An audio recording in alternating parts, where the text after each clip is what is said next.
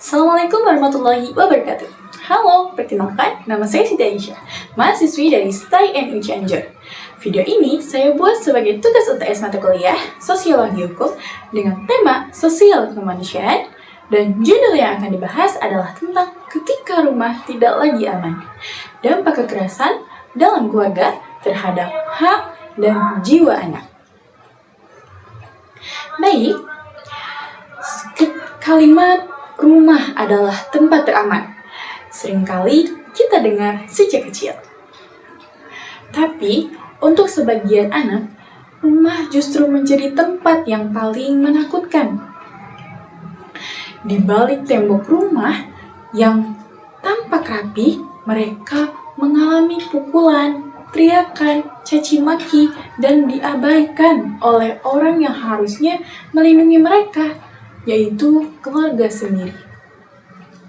Video ini saya bawakan dengan 3 pertanyaan besar. Pertama, apa sih sebenarnya kekerasan dalam keluarga itu?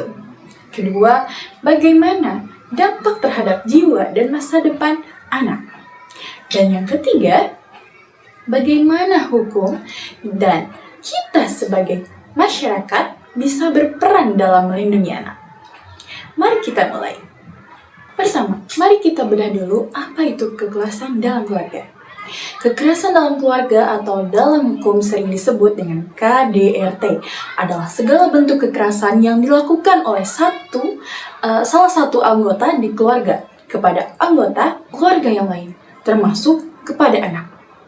Bentuknya bisa dari fisik, seperti memukul, menendang, mencengkram, atau menyakiti secara tubuh.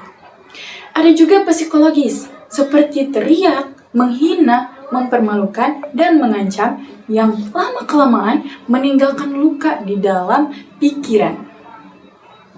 Kemudian ada juga dalam seksual, seperti pelecehan atau eksploitasi seksual terhadap anak.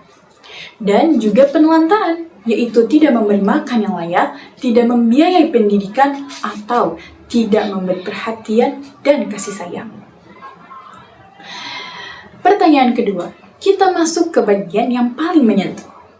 Dampak kekerasan dalam keluarga terhadap anak. Bayangkan seorang anak yang setiap hari hidup di rumah dengan tekanan, ketakutan, dan rasa tidak aman. Secara jiwa dan mental, anak bisa mengalami trauma berat. Jadi mudah cemas, menangis, atau bahkan jadi sangat penakut. Ada yang justru berubah jadi agresif karena meniru cara orang tuanya menyelesaikan masalah dengan kekerasan. Dalam kehidupan sosial dan sekolah, anak jadi sulit berkonsentrasi, sering tidak masuk, dan mudah terlibat tawuran atau konflik dengan teman. Kalau tidak ada intervensi, anak bisa tumbuh menjadi remaja dan dewasa yang bisa membawa beban emosional yang sangat berat. Banyak yang kemudian justru meniru pola kekerasan yang pernah mereka alami dan lahirlah fenomena yang disebut dengan kekerasan. Korban kecil hari ini bisa menjadi pelaku kekerasan di masa depan. Selanjutnya ke pertanyaan ketiga. Kita masuk ke aspek kemanusiaan dan hukum. Anak bukan milik orang tua yang bisa dipukul seenaknya, melainkan sosok manusia dengan hak dasar. Hak atas hidup, hak atas pengasuhan yang layak, dan hak atas bebas dari kekerasan. Ketika kekerasan di rumah dianggap didikan atau caraku mendidik, nilai kemanusiaan dan rasa aman anak perlahan terkikis. Dari sisi hukum sebenarnya sudah ada Undang-Undang Perlindungan Anak dan Undang-Undang KDRT yang secara tegas melindungi anak dan korban kekerasan. Ada lembaga seperti Dinas Sosial, P2TP2A, dan kepolisian yang seharusnya bisa menerima laporan dan membantu korban. Namun, dalam kenyataannya banyak kasus tidak terungkap karena rasa malu, takut dibalas, atau karena keluarga besar justru menutupi masalahnya.